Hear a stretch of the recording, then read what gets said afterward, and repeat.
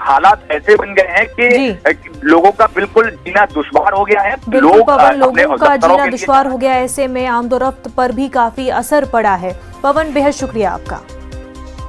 आगे बढ़ते, कांग्रेस सदर सोनिया गांधी ने जुमे को 19 अपोजिशन जमातों के लीडरों के साथ एक वर्चुअल मीटिंग की। मीटिंग में सोनिया ने 2024 के लोकसभा इंतखाबात के लिए मुत्तहिद होने और मुल्क की आईनी दफात और इक़्तिदार पर यकीन रखने वाली हुकूमत के लिए काम करने की अपील की।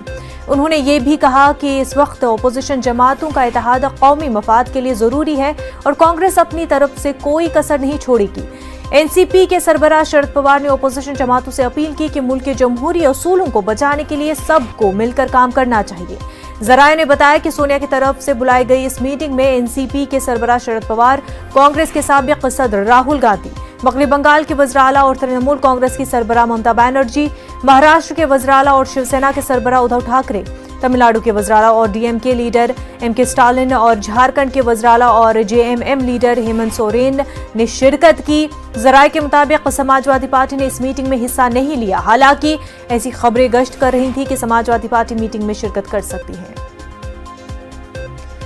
दिल्ली से हमारे नुमाइंदे अशरफ काज़मी हमारे साथ जुड़ चुके हैं। अशरफ, मीटिंग हुई, अपोजिशन जमातों के लीडरों ने शिरकत की इस वर्चुअल मीटिंग में, क्या कुछ निकल कर आया इस मीटिंग से? देखिए, साफ उसमें एक संदेश गया है कि हमें 2024 का जो लोकसभा चुनाव है वो साथ मिलकर लड़ना है। हमें एक प्लेटफॉर्म पे रहना है, हमें यूनाइट होना है, एकता के साथ रहना है और उसी मजबूती के साथ ही हमें सबको नरेंद्र मोदी की सरकार से लड़ना है। अपने जो मतभेद हैं उनको दूर करना है और मजबूती के साथ जो जनता से जुड़े हुए मुद्दे हैं उनको उठाना है। सब एक साथ मिलकर चुनाव लड़ेंगे तो नरेंद्र मोदी को हरा सकते हैं। यही एक जो मंत्र है इस मीटिंग से निकला है और इसी बात को सबने दोहराया है। सब इसी पे एक मत हुए हैं कि हमें मजबूती के साथ रहना है। चाहे इसमें शरद पवार की बात कर लीजिए, उद्धव ठाकरे की बात कर लीजिए, ममता बनर्जी की कर ली, सबने एक राय यही रखी। जी बिल्कुल अशरफ, तमाम तर अपोजिशन लीडरान जो है एक ही सुर में दिखाई दिए और यही मंत्रा कि 2024 में एकजुट होकर बीजेपी को हराया जाए। बेहद शुक्रिया अशरफ आपका। आगे बढ़ते, आरजेडी की अंदरूनी लड़ाई थमने का नाम नहीं ले रही है।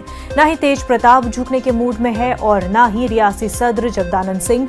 तेजस्वी यादव सुलह की कोशिश में लगे हुए हैं। तेज प्रताप के चहीते तुलबा लीडर आकाश यादव को जगदानंद ने ओहदे से बर्खास्त कर दिया, जिसके बाद जबानी जंग तेज हो गई। तेज प्रताप जगदानंद पर कार्रवाई चाहते हैं। अमितेश हमारे नुमाइंदे इस वक्त हमारे साथ जुड़ चुके हैं। अमितेश, ये बताया कि यहाँ पर झगड़ा थमने का नाम नहीं ले रहा है, ऐसे में किस तरह से अब इस मसले को सुलझाएगी आरजेडी? जी हाँ, बिल्कुल। जिस तरह से तेज प्रताप यादव के करीबी आकाश यादव को छात्र राजद के अध्यक्ष पद से हटाया गया, उनकी जगह पर गगन कुमार को बनाया गया, उसके बाद से ही तेज प्रताप यादव नाराज हैं और खास तौर से उनके निशाने पर आरजेडी के बिहार अध्यक्ष जगदानंद सिंह हैं। तेजस्वी यादव पूरी तरह से जगदानंद सिंह के साथ में है, लालू प्रसाद यादव भी जगदानंद सिंह के साथ में है। यही वजह है कि तेज प्रताप यादव की नाराजगी काफी बढ़ गई है। वो सीधे सीधे निशाने पर ले रहे हैं जगदानंद सिंह को और इसके अलावा तेजस्वी यादव के जो सलाहकार हैं संजय यादव, उनको भी निशाने पर ले रहे हैं तेज प्रताप यादव। उनका कहना है कि इन्हीं दोनों लोगों की वजह से परिवार में इस तरह का डिफरेंसेज बढ़ रहा है और यही वजह है कि तेज प्रताप यादव काफी इस वक्त गुस्से में है। लेकिन पर दो भाई भी आपस में भिड़ते हुए नजर आ रहे हैं। बेहद शुक्रिया अमितेश आपका।